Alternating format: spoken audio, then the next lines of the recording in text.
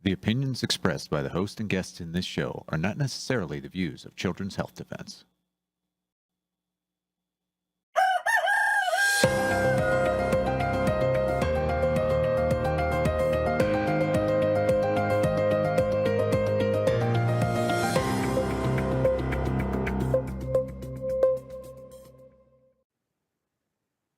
Good morning, CHD. It is Wednesday, the 3rd of December 2025, and we today are going to talk about whooping cough. And no one's better than that than Dr. Suzanne Humphries. Good morning, Dr. Suzanne Humphries. Hello, good morning, Polly Tommey. How are you doing today? We're doing okay. Now, this is important. I'm glad we're talking about this because it's all over the headlines. Let's bring up some headlines on this. Whooping cough cases elevated in the US. The third Kentucky infant dies. Third infant has died in the past 12 months, more than 560 cases this year. Vaccinations urged. And primarily pregnant women and infants are there telling to get the vaccine. Well, we disagree, wholly disagree on this, Dr. Suzanne Humphries.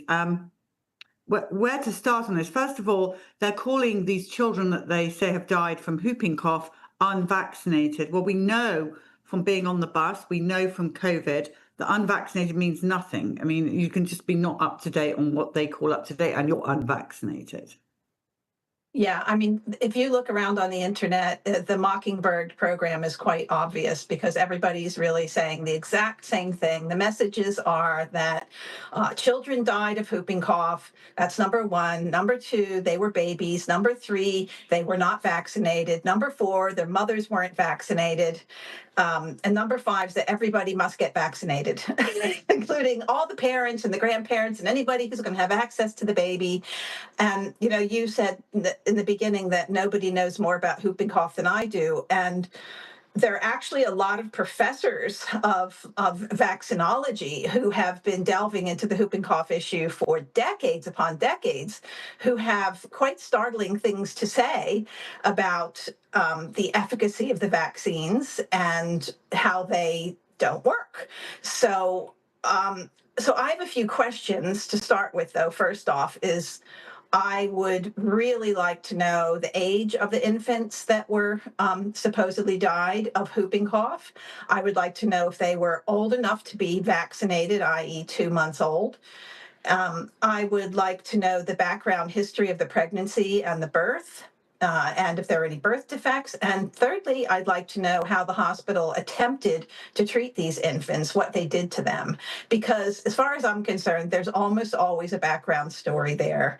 Because the fact of the matter is that whooping cough, well, you know, the funny thing is I don't even know, quite frankly, where to start because there's so much information that I've had to go through over the past 17 years when I've been studying vaccination. And even in our new edition of Dissolving Illusions, the 10th anniversary edition, we added several more, I guess, I'm going to guess we probably added about 20 new pages to the whooping cough chapter because so much more information has come out, and the information does not support this this ideology of vaccinating babies or vaccinating mothers. The science, if you want to follow the science, shows that if you vaccinate mothers, you're actually limiting the ability of the infant's B cells that make antibody to do their work. We've known this for a long time. We also, it's just, the thing is, it's so complicated. The entire situation is complicated. So if you want, I probably ought to go back. Let's go. I prepared some slides. So should we do that? Should we go through a few of some of the information? Okay. So Lou, if you just would like to bring up the first slide. And these all, pretty much all of them either come from the Dissolving Illusions whooping cough chapter or from my paper on the vitamin C treatment of whooping cough. And people should know that that is available for free on my website, drsuzanne.net. And not only is the full, I think it's a 25-page article that I wrote, which you really need to read all 25 pages and not be lazy, because there's a lot of valuable information in there besides just the protocol that you have to know. But there's also a tab on my website of testimonials from parents over the past couple of, I guess, 15 years or so, who have used the vitamin C protocol and given the report of what they found.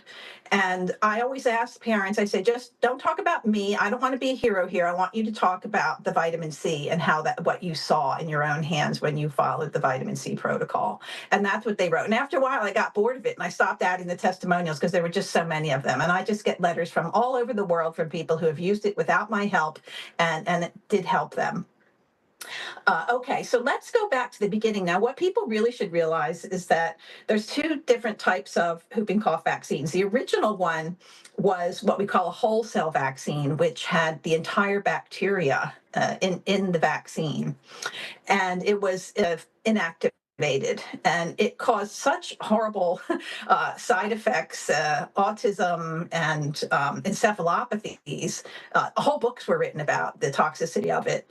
And in some countries, the vaccine was deemed to be absolutely not worth it because the side effects were much higher than the problems from whooping cough itself, or the death rate. So if you go to the first slide there, you can see this is a graph that we got. This is a new graph that's not in the old version. And this shows Sweden's whooping cough deaths from 1861 to 2018. And again, take note that the death rate was quite high back in the early days when, you know, the background of humanity was not exactly as robust as it is today. And you'll see that around maybe the 1930s that the death rate starts to go down, and then in the 40s even more, and then by 1953 you see it's hugging baseline. It stays at baseline. Now, more importantly, let's go to the next slide, which shows you an interesting thing, which is in Sweden, the vaccine program was halted from 1979 to 1995, all right? And here in that area that's shown in the small graph inside the larger graph, you can see what went on there. And you can see that between 79 and 95, that the death rates did not go up. And after the vaccine was brought in, the acellular vaccine, which is the one that we use today, which does not actually induce as strong of an immune response, but is deemed to be safer. Although if you talk to Carrie Bundy, she'll tell you how safe that vaccine is because she's got a tombstone to show you exactly how safe that vaccine was for her child. So anyway, the new vaccine, it's a variable vaccine. So to say the child is not vaccinated, blah, blah, blah, well, just know that the vaccines differ in what's in them. They will always have something called a toxoid in them, which is an inactivated form of the toxin that the pertussis bacteria produces. And some of them will have something called filamentous hemagglutinin or pertactin in them as well. And some of them might even have fimbriae, other things. But the contents vary from manufacturer to manufacturer. So there's science for you and there's consistency for you. So let's go to slide 3. And let's look at the United States incidence by year from 1980 to 2010. And again, here we have, you know, in the era of using this acellular vaccine, what do we see? This is incidence now. Remember, before what we were looking at in Sweden was the death rates. Okay, so now we are looking at incidence, and the incidence has gone up. And if you go to the next slide, as you know, New Zealand is dear to my heart, and New Zealand has a lot to say about the particular waves that come in terms of incidents. And this comes from the 2020 New Zealand Immunization Handbook. And you can see these are cases, okay? These are notifications. The hospitalizations are gray, the notifications are in blue, and you can see the notifications going up. And pertussis does come in waves, and every time one of those waves comes, just like with measles, the media mockingbirds take full advantage of it. So here we are in 2019 at the end of this graph, and now we're in 2025. Yeah, we're pretty much due for a wave right now of whooping cough. And so you can see that the hospitalizations and the article that came with this just basically stated that the vaccines are really doing nothing to stop the spread of the disease. Okay, next slide, slide number 5.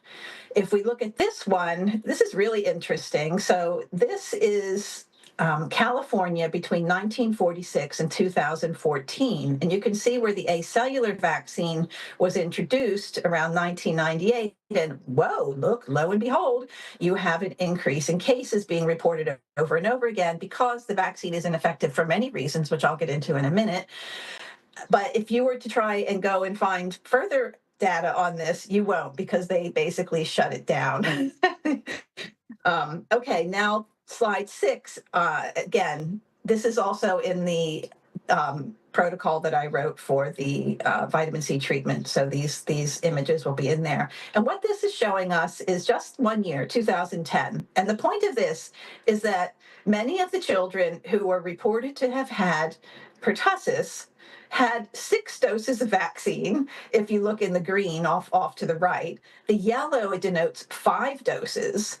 And the orange denotes 1 to 4 doses. Now note, starting from the left, you're looking at very young children, and then it's by age on the x-axis goes up to age 18. So plenty of cases reported with numerous vaccines because the vaccine is highly ineffective, and it's becoming more and more ineffective as time goes on. So let's go to the next slide, because this image was made by us for our book, the new edition, but it comes out of a very well-respected medical journal, and we just adapted it so that we wouldn't have copyright issues. But what this is showing is that before the vaccines were introduced, we had a situation much like what we had with measles, where the children that are not infants would have developed the whooping cough. They would have developed a natural infection. Their lungs would have been stimulated, which is really important. And then, yes, they would have got some blood immunity as well. And then they would have gone on to be adolescents and adults later, exposed to whooping cough by other children, because let's face it, whooping cough is everywhere. And then they would keep getting their stimulation that way. And then when they became mothers, if they're females, then they would be able to transfer antibodies to their babies. And then the babies wouldn't get whooping cough for the first couple of months of life, which is the time when you really have to worry the most, because A, you can't vaccinate them even if you believe the vaccine works, and B, even with the vitamin C treatment, I have treated babies as young as 2 weeks. I've treated 2 of them. One of them died and one of them lived. And then, so that was kind of the natural cycle. Now, let's cut to the vaccination era, which is at the bottom half. And what we see is that those children that are the most susceptible in terms of dying or hospitalization are now the most susceptible to the actual bacteria, because we have skewed the immunity in the population. So now those older children that were vaccinated will develop whooping cough again. Or if they're vaccinated a lot, they might not cough, but they'll colonize their lung surfaces and be able to spread the bacteria asymptomatically. And I'll show you the evidence for that in a minute. So we've created a flustercluck basically with this vaccine, same as we did with measles. And so in the next slide, I just clipped a couple of quotes out of Dissolving Illusions. And these are, very well-respected scientists. In 2000, Weingart said that there was no evidence that acellular vaccines promoted antibody-dependent killing by complement or enhanced phagocytosis by neutrophils, and basically saying that booster immunization of adults with these acellular vaccines wasn't found to increase bactericidal activity over pre-immunization levels. Identifying ways to promote bactericidal immune responses might improve the efficacy. Okay, good luck with that. And they also talk about the unvaccinated convalescent children who basically would get the disease, and then they would look at the antibodies that they developed. IgG1 and IgG3 were prevalent, and that's good. Whereas children that were vaccinated with 2 different types of vaccines, acellular vaccines, had a skewed array of antibodies to include IgG4 antibodies, which is very problematic. And I'll get into that, why that's problematic in a minute. And so next slide, slide 9, shows us a really stunning article from 2017, which wasn't in the original. I couldn't talk about this in the original book because we published it in 2013. So a lot has come out since then. And this doctor basically goes through, well, what's wrong with the vaccine immunity. And so he's basically saying that the immune response pattern, remember I just talked about that IgG4, IgG4 is produced massively in vaccinated people. The more vaccines you get, the more IgG4 you get. Well, IgG4 is, immunologists love this, like allergy specialists, because that causes anergy, meaning you don't respond anymore. So say you have an allergy to bees and you get allergy shots, where your IgG4 levels can go up. And that's good because that's going to stop you from responding to the bees. It's not good when you're talking about trying to induce some sort of immune response using an injectable. Not good at all. So the next slide, slide 11, he says point blank that repeated booster doses of acellular vaccine in acellular prime children generate more antigen-specific IgG4, greater THT skewing, you don't want that, and much higher avidity than acellular boosters in whole cell prime children. So they're basically saying that if your first vaccine was an acellular vaccine, which is what we've been using now since 98, that you have a progressive loss of protection, and you can't overcome that. Even if you're exposed to the natural bacteria, you're not going to overcome that. So basically, the people that have been primed with this acellular vaccine are the ones that are going to continue to interrupt herd immunity until that population is gone. And I don't know when that will be, because they're giving it to pregnant women, they're giving it to babies. So we're a long time away from those people not being on the earth anymore. So we have created an absolute disaster situation with these vaccines. The next slide, slide 12, is just a schematic that came out of the article, and it shows you that IgG4 down on the bottom. So the next slide, slide 12. There. Yeah, so again, you could do a replay on this if you want to see more of this, or you can order the article yourself. So slide 13, again, Divatopoulos says these findings suggest that repetitive acellular vaccination may lead to early exhaustion of cellular immunity. Now, we have cellular immunity and we have antibody immunity.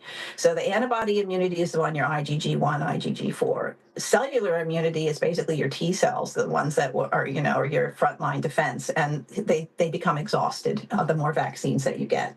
So I'm not making this up. So the next slide is a quote from another expert.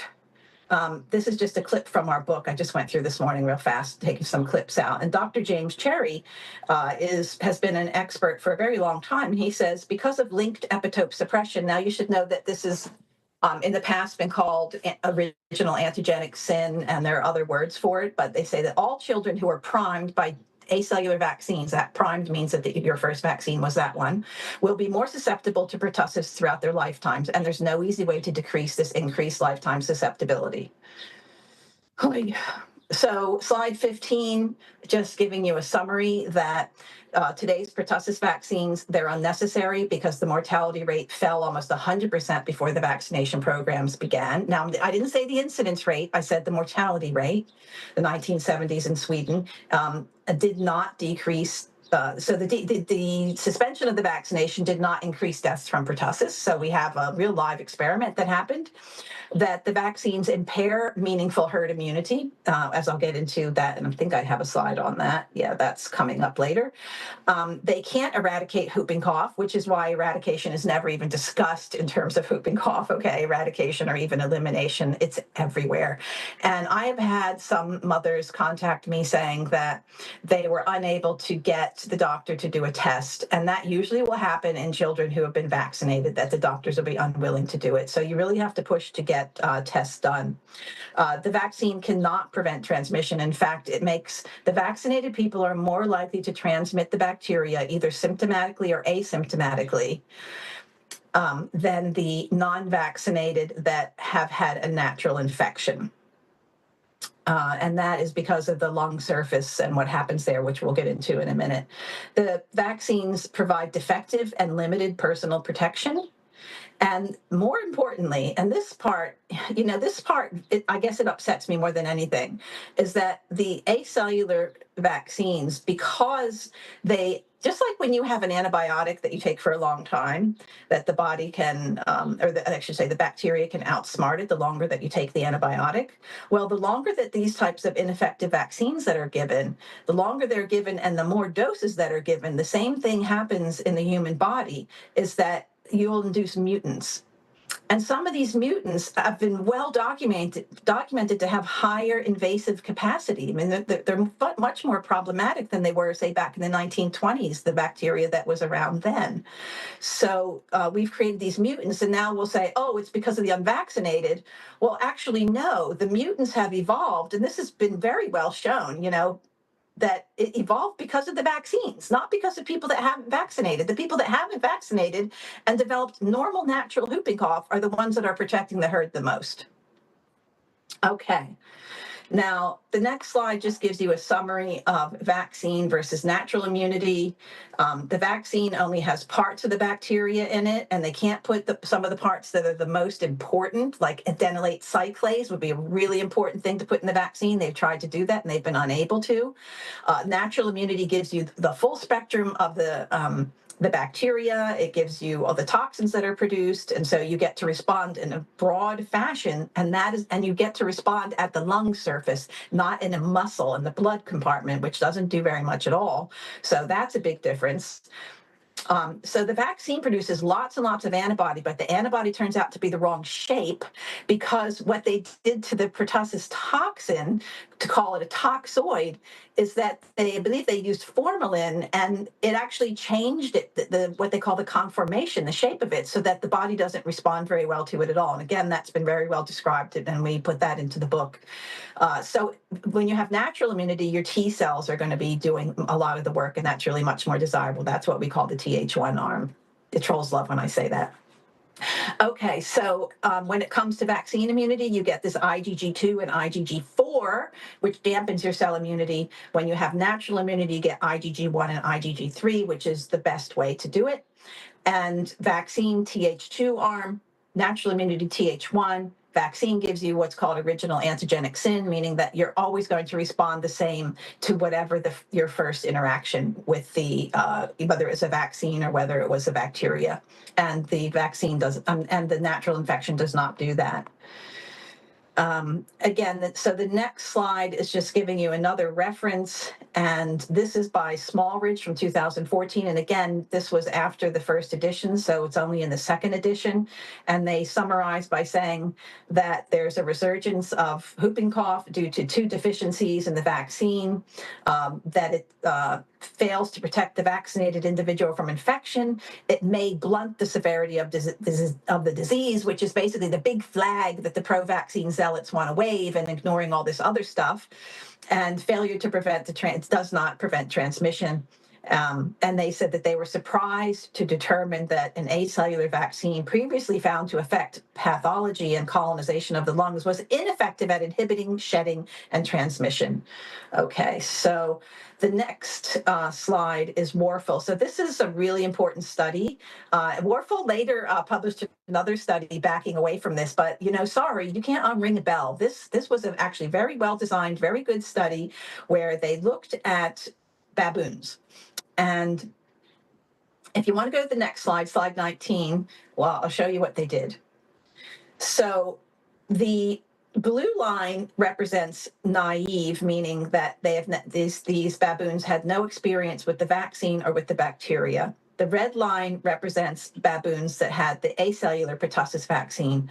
The black line, the whole cell pertussis vaccine, and the green line at the bottom are the baboons that had an experience with natural whooping cough bacteria and then recovered. So they took all those groups and then they exposed them to the pertussis, and then they watched what happened over time. And what they found was that at the bottom, the baboons that were convalesced, meaning the ones that had natural bacterial infection convalesced, when they were re-exposed to the bacteria, did not shed bacteria and did not get sick, okay? The whole cell pertussis came in next best, but they were still shedding and possibly even coughing up to day 21. The naive, meaning the ones that had never had any experience, like the infants that, just catch pertussis naturally, they would have coughed and shed up to day 38. And the acellular pertussis vaccinated were shedding and possibly asymptomatic up to day 42. So now you tell me, looking at that graph, who is providing better herd immunity? Vaccinated people or naturally convalesced? We need to get more naturally convalesced people into the so-called herd so that we can actually start protecting these infants like they were protected a long time ago. Okay, so why is this happening? If we go to slide 21, we're going to skip over 20, just go right to 21 there. We start talking about mutants, and I talked about that already a little bit, but this is just the proof that, so PRN is something called pertactin, and it's a virulence factor, okay? And it is in some of the vaccines, and it is in none of the mutant strains. And you might think that's a good thing, that you don't have a virulence factor in the mutant strain, but it's not a good thing, because what that virulence factor does is it stimulates your body to respond. So it's basically making the bacteria even more stealth when you don't have that virulence factor in there. And so the mutant strains are missing that antigen, and that's the vaccine that you want to have proper antibody made to. And again, that's in Divatopolis 2017. Now you can say, okay, they're just mutants, blah, blah, blah. Well, if you go to the next slide, 22, Stefanelli in 2018, and he's not the only one, talked about how there's enhanced invasive ability of the PRN stands for pertactin and negative. So that's PRN negative strain to invade and affect human dendritic cells. And they found that 5 hours after infection, the pertactin negative strain significantly increased invasion ability. So this is what vaccinations have done for you.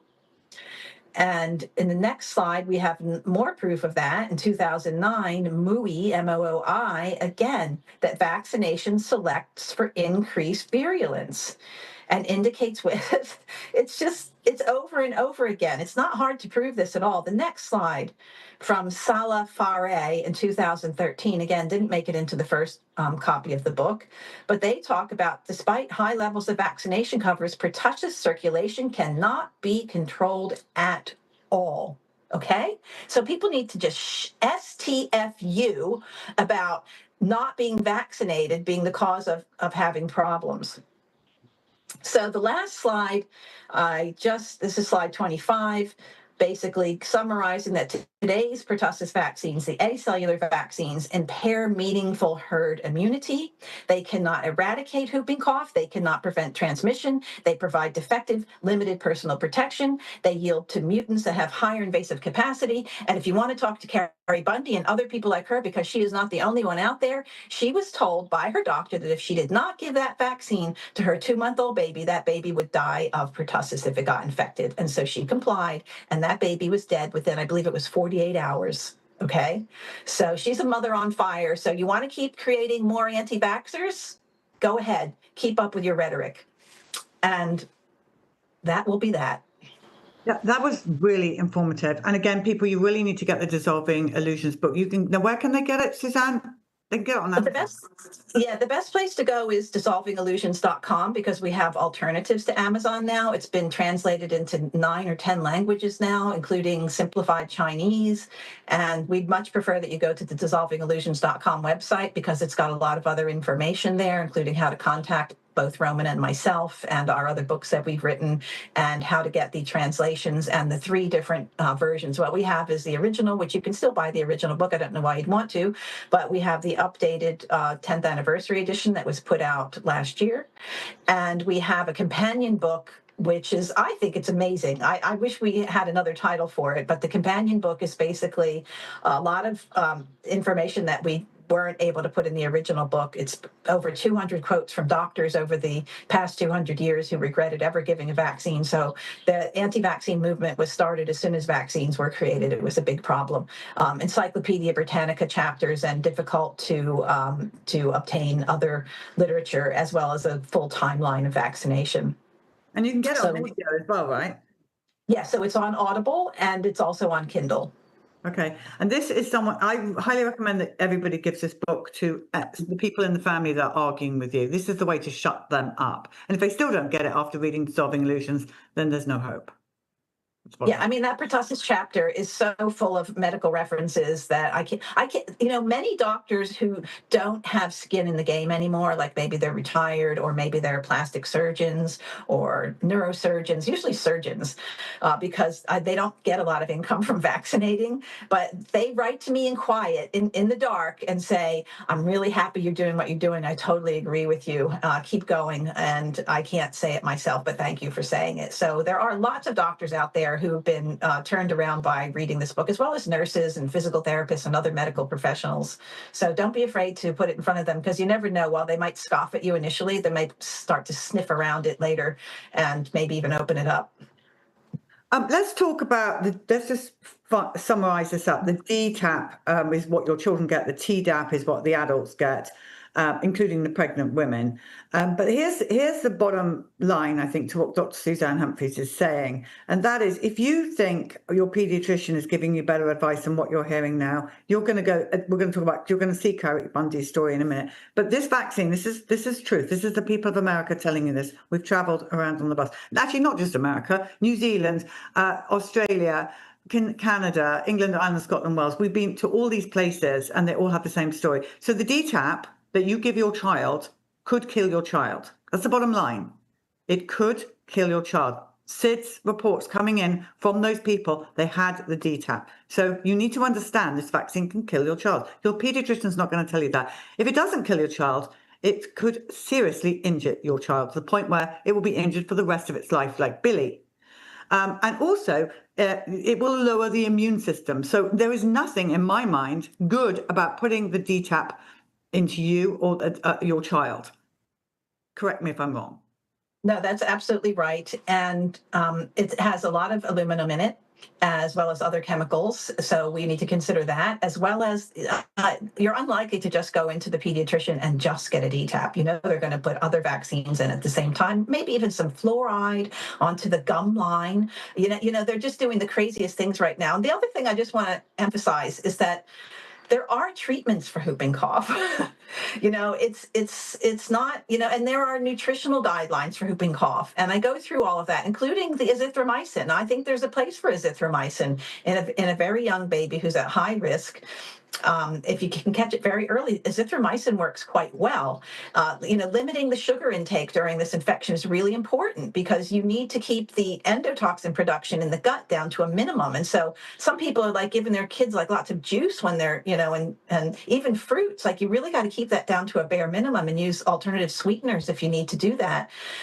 So the vitamin C is so safe. It's actually safer than caffeine, which is actually used to resuscitate neonates after they vaccinate them for hepatitis B. And I go in through all the LD50s, the lethal dose needed for 50% of the animals to die of various substances in my vitamin C treatment of whooping cough article, which everybody should have a copy of. It's free, and it's really important either to prepare or to deal with it on the spot. But also, Dr. Humphries, the whooping cough, people are afraid of whooping cough. It makes a horrible noise. And also the difference between whooping cough and croup, there is a difference, right? Yeah, there is a difference. I mean, yeah, but the whooping cough, I'm very specific about this, that it generally is a 100-day cough. And when I saw my first few cases of whooping cough, I understood why the doctors and the powers that be wanted to create a vaccine against it. It's extremely unpleasant. I wish the vaccine worked. I wish that it was safe, because that would have been the easy way out. But I hate to tell you, that's not the case. So all babies don't hoop, and older children won't hoop. The hoop comes from the inspiration, after they've coughed out and they're going to take a big breath, and kind of a suction that goes on in the airways.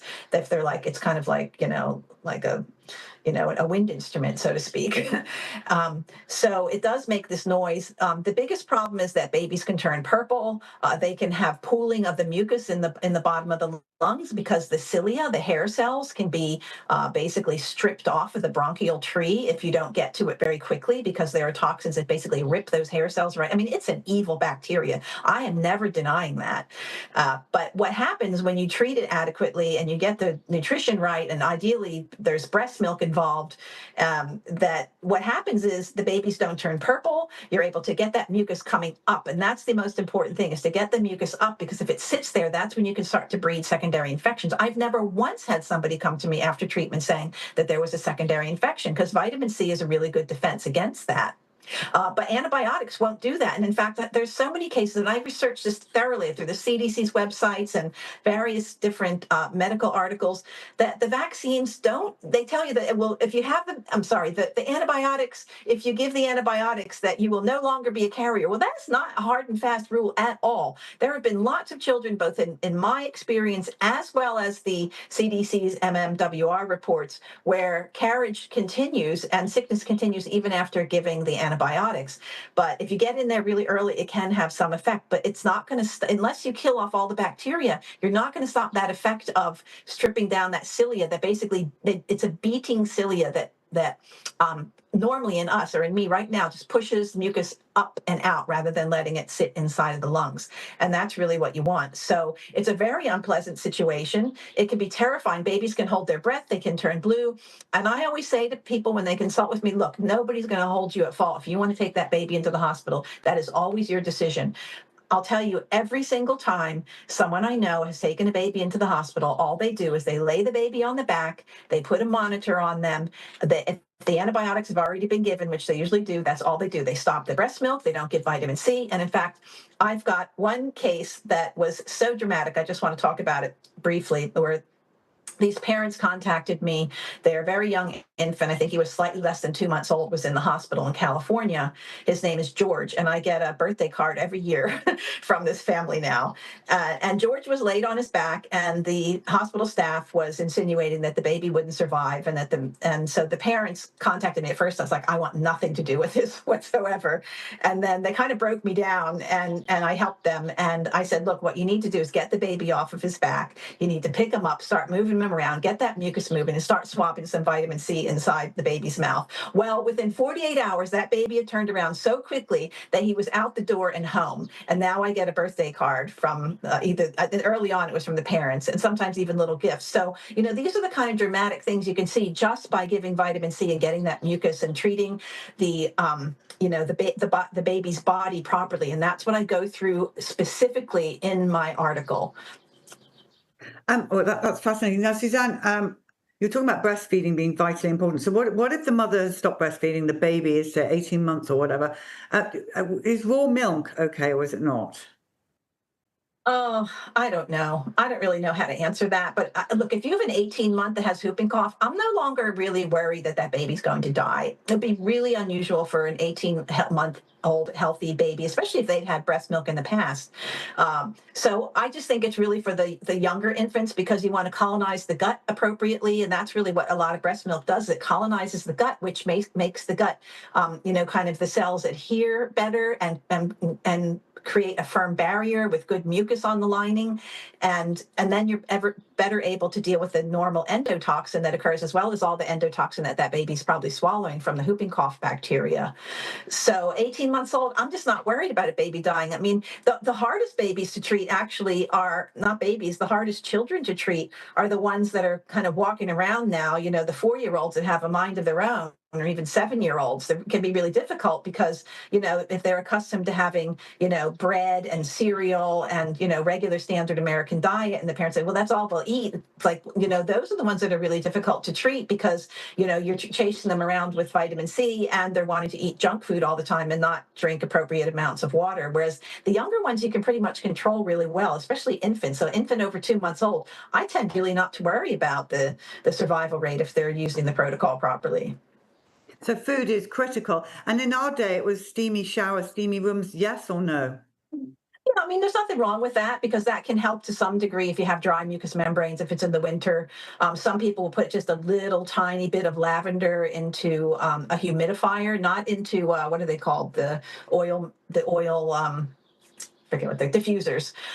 Not so much that, because that might be a bit too strong and it could actually cause the airway to react, but just a little bit of lavender into a humidifier can be really nice for that. But yeah, steamy showers, a lot of times you just have to try different things, and because your child might not respond the same way as anybody else's. And I find that that's true even with the vitamin C treatment, as different babies respond differently to different doses and have different issues.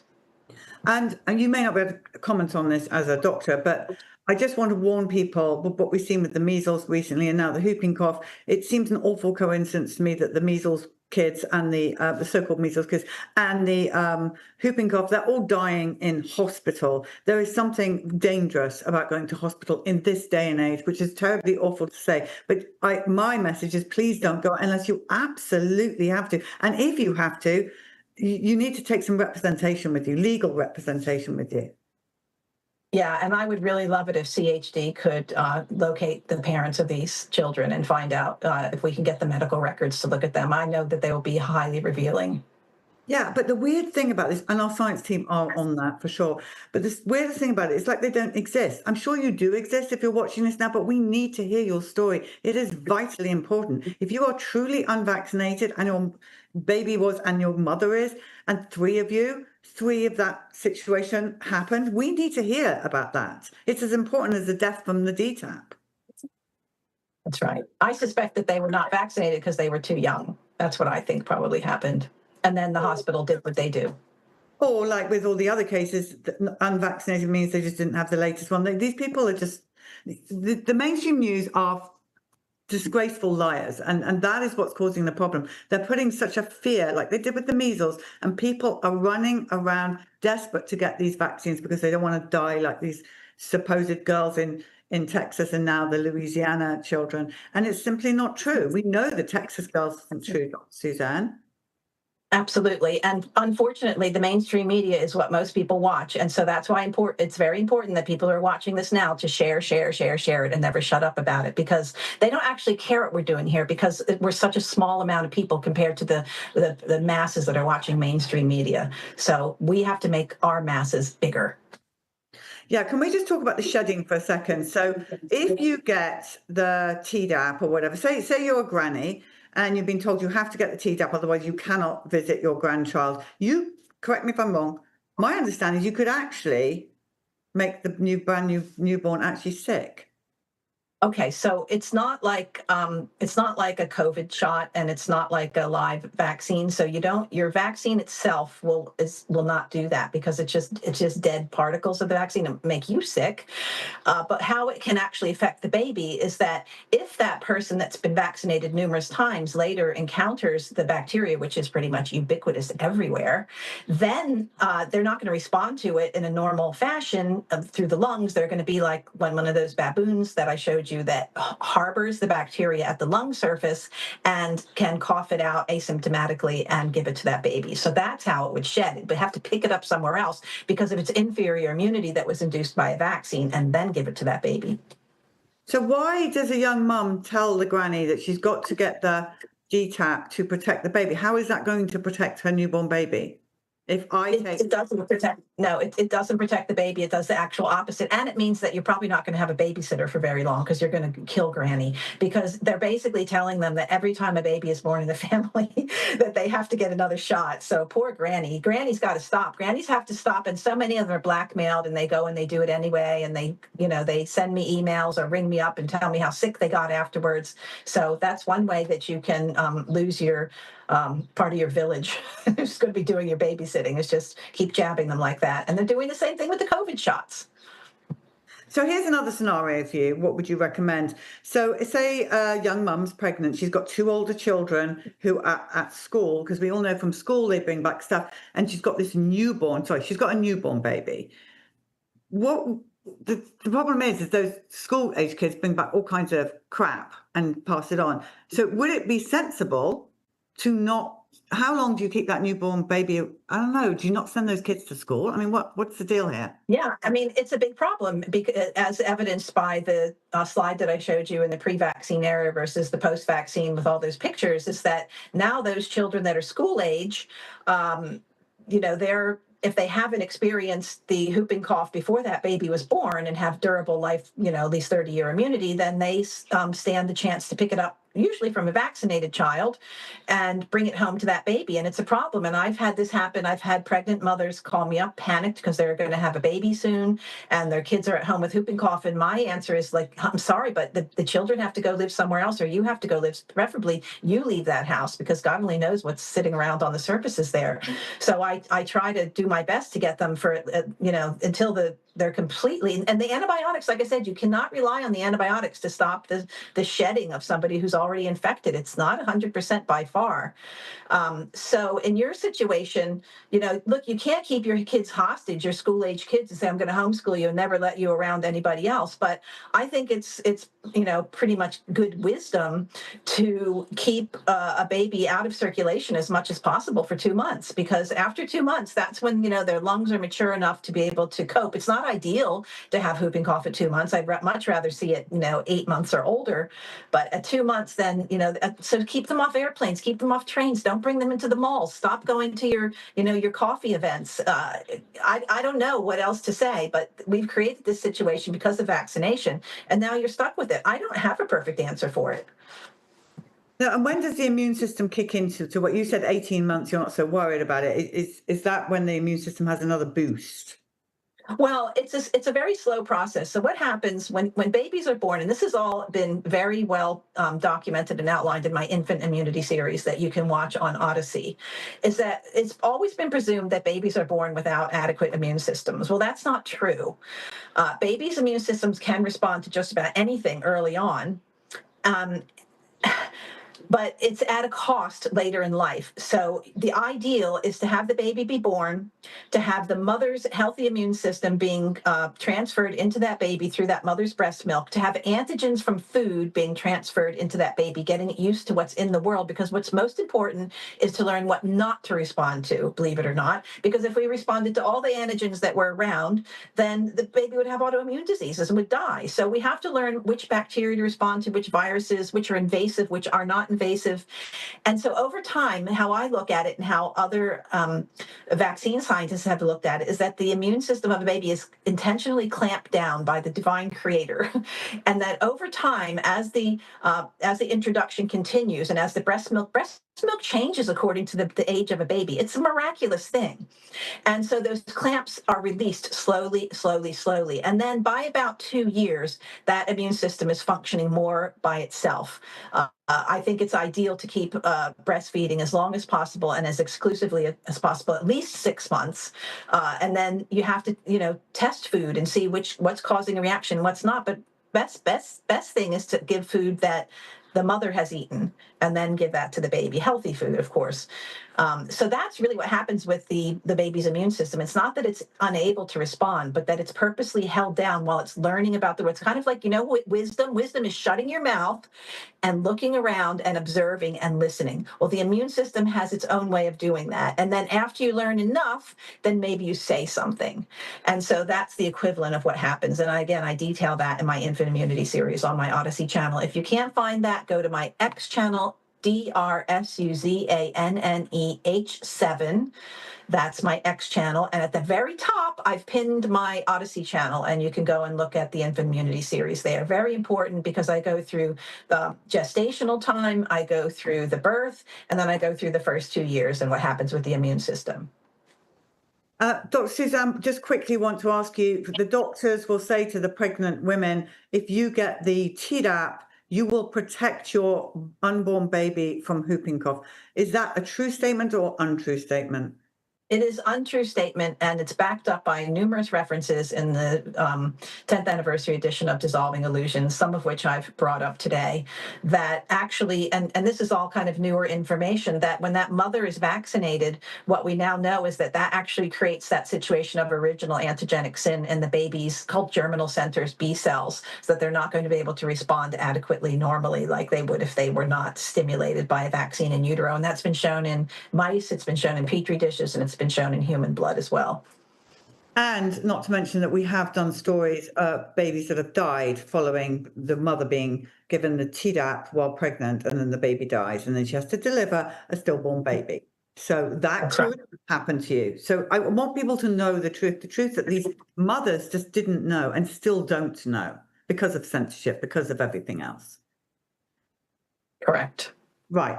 Let's go through again how people can follow you. It's very important you follow Dr. Suzanne Humphries on X if you're on X, or I don't know if you're banned from Facebook. I'm banned from Facebook. No, I just don't use it very much. I do. My Dr. Suzanne Humphries page on Facebook is still there. There's still a lot of information on there and about 100,000 followers, but I've got more on X. So it's at DRSUZANNEH7. There you go, right there. And that's me. And you can go to drsuzanne.net, which is my very ailing, sick website, or you can go to dissolvingillusions.com, which is a much better website. Yeah, and that book needs to be given to every doctor, family member that you know, because everything you need to know about the history of vaccines is in that book.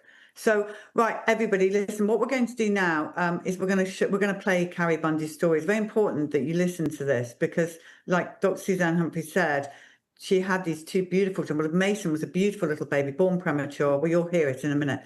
Forced by the pediatrician to take the DTaP, and the baby died. And then, of course, you had Ollie afterwards, and Ollie was totally unvaccinated, and he had whooping cough, and he's here today.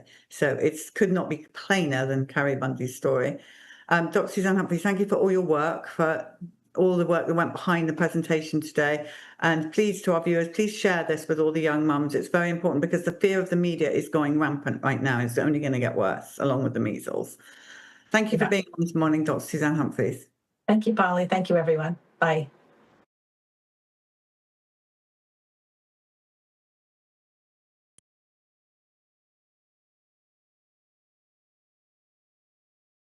I'm Carrie Bundy, and this is Bryce.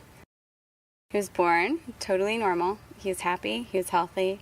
And this was his newborn picture. So these were taken the day he came home, 3 days old. And he was very alert, very aware. How premature was he? 5 weeks. Wow, 5 weeks. And he didn't have a NICU stay. He was our only child that did not have a NICU stay, which was shocking because he was the smallest, earliest.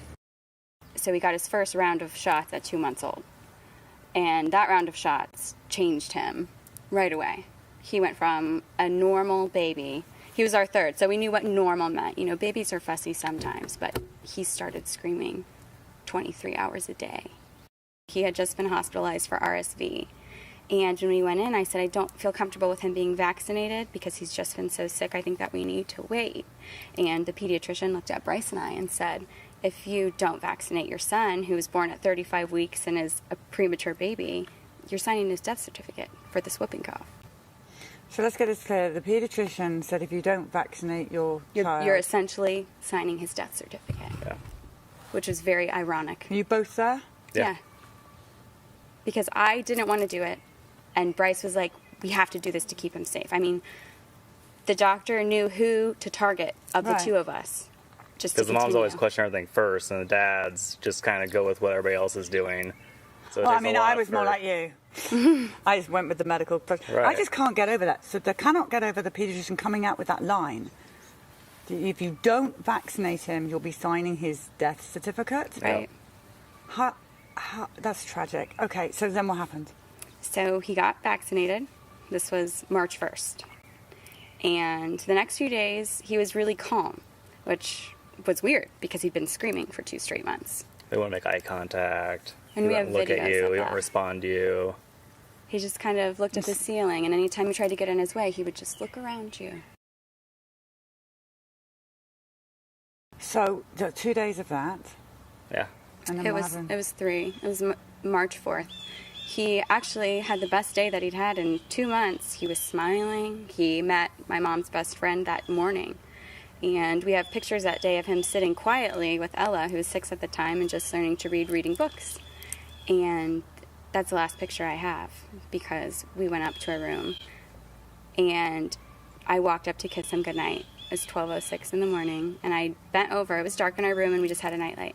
And I kissed his cheek, and it was like an ice cube. And I just started screaming to Bryce, he's dead. He's dead. And everything that I know how to do CPR. I'm certified in this. I just stepped back and screamed.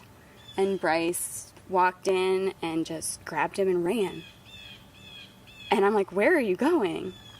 As I'm chasing him down the stairs, and he's like, I'm taking him to the doctor at midnight. And he was gone in his Camaro, no car seat, nothing, just had Mason on his lap. So I grabbed him, I get in the car, and I'm trying to do CPR while I'm driving, and it's raining. And I just pulled to the emergency room, and ran and said that he's dead. And they started working on him, and it was probably about an hour before we got somebody to carry so she could leave our other kids to come to the emergency room to be with me. And there was nothing since they did epinephrine, they gave him all these shots, and his body was just swelling from all the medicine they were trying to give him to get him going again. It was the first time that this hospital had ever had to deal with anything like this. And we had to tell them to stop because he was gone. And they didn't want to stop because they had never experienced that before as a hospital. So Carrie had to be the parents, like, he's gone. When Bryce was at the hospital and I got there, I did not arrive to my husband. I arrived to a man that was crumpled up on the ground, sobbing, not talking to me. We were surrounded by police, separating us, questioning us. Would you ever hurt your child? And it's just, I saw Mason and I knew he was dead. I knew he wasn't coming back. And I knew every time I looked at him again that there's nobody in there. That's just his body, and there's nothing there. And right now I need my husband. And so he went home and he slept, and I woke up and had to tell my 6-year-old why her brother wasn't here anymore. And we slept on the couch, and when she woke up, I just told her that something happened. We didn't know what happened, and Mason died last night, and he's never going to come back. Well, then we had to watch our 1-year-old look for him. Right, because Lucy was 18 months old. She was looking in the bouncy seat. She didn't understand. She was so little. And my parents removed the rest of the stuff. Like my dad, who was with the kids when I finally went to the hospital, he moved everything into Mason's room and shut the door. So like the swing, the diapers, everything that was his was no longer there. I didn't want it there. I was like, I don't want to see any of it when I get home. And Lucy was looking for even the swing.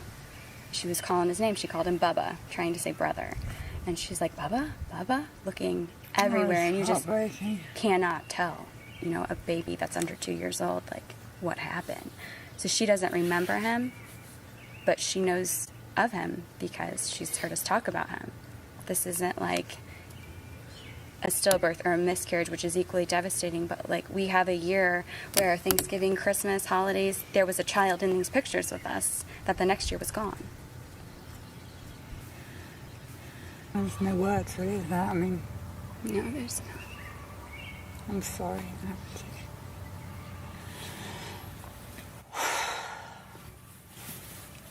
And it was the week that he died. It was the day of his funeral that someone said, had he just been vaccinated? And I said, fuck you for even asking that. How could you ask that? You're asking me if I did it? If I caused him to die? And it was. And I think that the reason that there isn't as much said about parents that vaccinate and their child dies is we have this stigma and we have all of this guilt, because essentially if we would have known better, this never would have happened and we'd still have a child. What's your message to parents people that are just thinking about becoming parents? What would you say to them? You just have to educate yourself, because you can't rely on somebody else to tell you the information, that's what we did, because we didn't know any better. And you just have to have an informed choice. And with Oliver, who is our son that was born 2 years later, he actually got whooping cough at 1 year old. So the very vaccine that Mason was given that killed him was was preventing the disease that our next son had. And they make you think this child's going to die. And he was fine.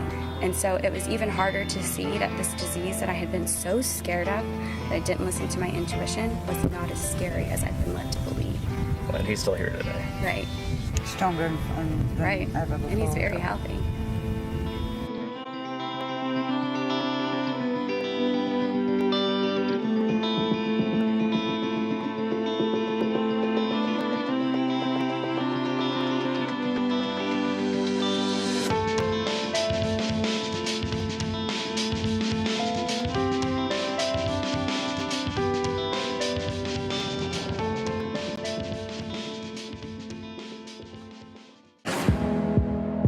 This and all CHD TV programming is made possible by generous support from viewers like you. Please consider making a contribution today to keep our programming going strong. Thank you.